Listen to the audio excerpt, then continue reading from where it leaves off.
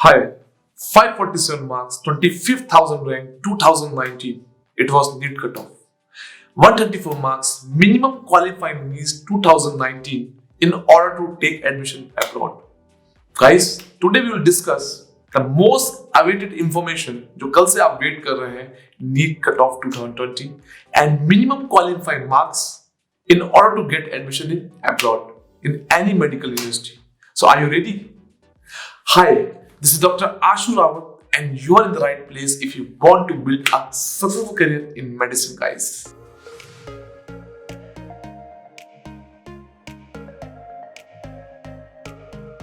आज हम इस वीडियो के अंदर डिस्कस करने वाले हैं नीट 2020 कट ऑफ। हम लोग साथ में आपके एनालिसिस करेंगे, हम लोग क्वेश्चन पेपर का एनालिसिस करेंगे, हम लोग उन फैक्टर्स को देखेंगे जो वाकई में जिनके नीट का कट ऑफ डिपेंड है। लेकिन गाइस, मैं क्या आपको कोई भी भविष्यवाणी करने वाला आदमी आज के टाइम पर नहीं बता सकता है कि नीट कट ऑफ कितना जाएगा। We can only rely on the analysis and the numbers from past years. लेकिन इस साल जो है आप जानते हैं कि कोरोना की वजह से एग्जाम डिले हुआ है, तो ये भी एक फैक्टर इसमें ऐड हो चुका है गाइस। ओके, और साथ साथ मैं आपको बता दूं कि 2016 के अंदर 6 लाख लोग से बैठे थे नीट के अंदर, आज 2020 में 17 लाख बैठे हैं। तो obviously high competition and high need guys. So let's start with the factors जिस पर नीट का कट ऑफ जो है डिपेंड करता है कि नहीं करता। Let's see percentile. Percentile means number of students who perform better और got more marks than you और ahead of you guys. So इसका मतलब ये नहीं कि आपने अगर जो है 600 मार्क अटेंड कर लिए तो आपको जो है ऑलरेडी प्रेडिक्ट हो चुका है कि आपको वो कॉलेज मिल जाएगा। बहुत बार ऐसा होता है। फॉर एग्जांपल लास्ट ईयर को स्टूडेंट्स से 600 मार्क्स आने पर भी 6000 एंड अबव रैंक्स थी। तो percentile is not about the cut off, percentile is about the performance of the student guys. Okay, delay in examination guys, 4 महीने डिले हुआ, सब कह रहे हैं तैयारी छूट गई, स्ट्रेस था, डिस्ट्रैक्शन था, पेपर खराब गया। लेकिन मैं आपको बता दूं कि टॉप 25,000 जो स्टूडेंट था वो अपनी पूरी मेहनत लगन के साथ जो है नीट की तैयारी कर रहा था। उन पर ना ये पेंडेमिक का, ना कोरोना का, ना क्वारंटाइन का कोई भी फर्क नहीं पड़ा है। प्लस साथ में जो गवर्नमेंट ने, एनटीए ने क्या कहते हैं अभ्यास करके जो एप्लीकेशन लॉन्च करी थी, उसका लोगों ने भरपूर यूज करके उस पर अभ्यास कर अपने रिजल्ट्स में जो है और इंप्रूवमेंट लेके आया, बिलीव मी।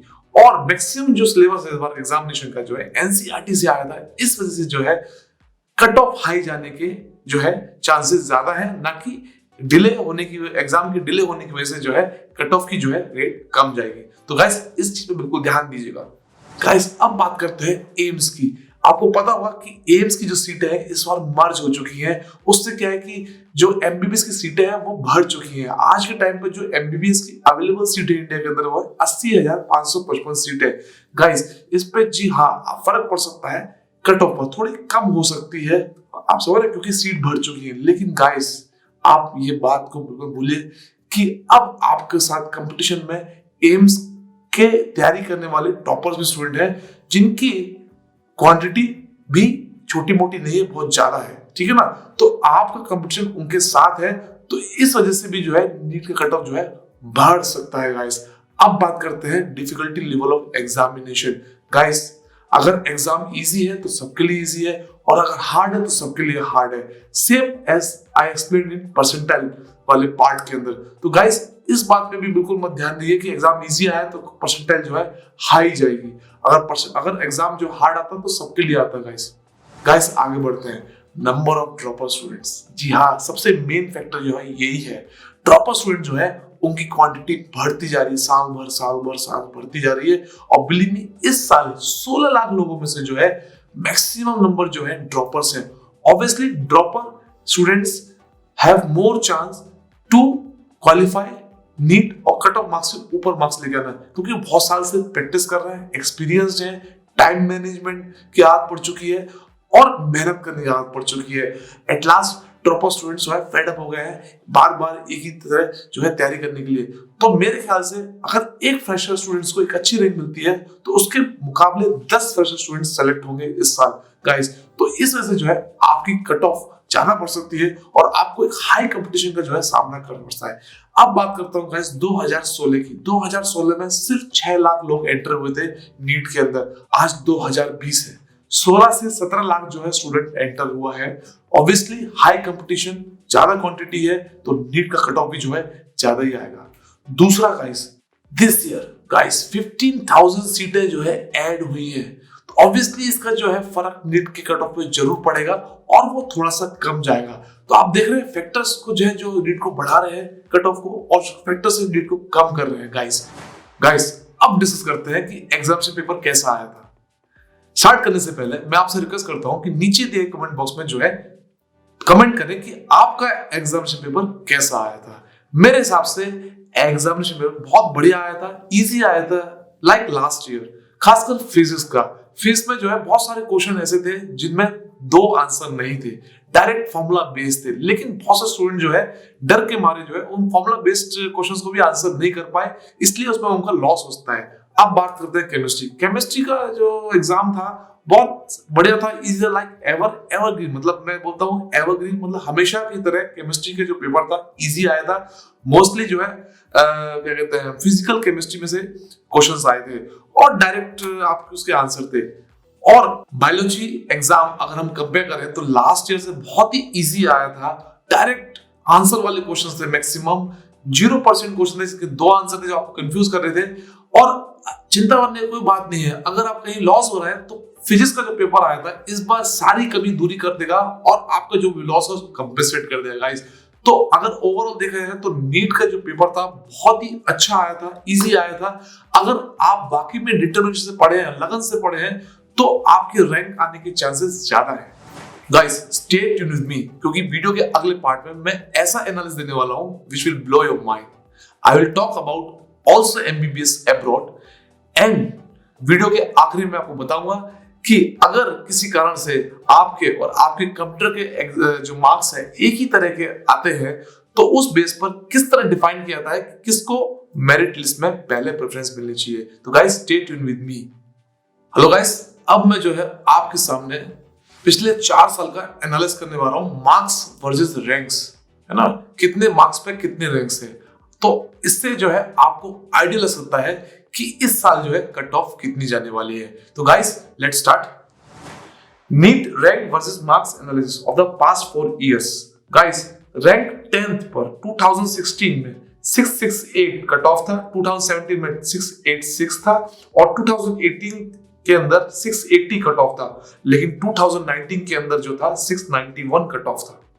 अगर हम 25,000 रैंक वाले को देखें तो 2016 के अंदर 433 कट ऑफ था, 2017 के अंदर 503 कट ऑफ था और 2018 के अंदर 491 कट ऑफ था और 2019 के अंदर देखा है तो 547 कट ऑफ था। तो गाइस आपको जो है आइडिया लगता जा रहा हो कि इस बार नीट 2020 का कट ऑफ कितना जाएगा।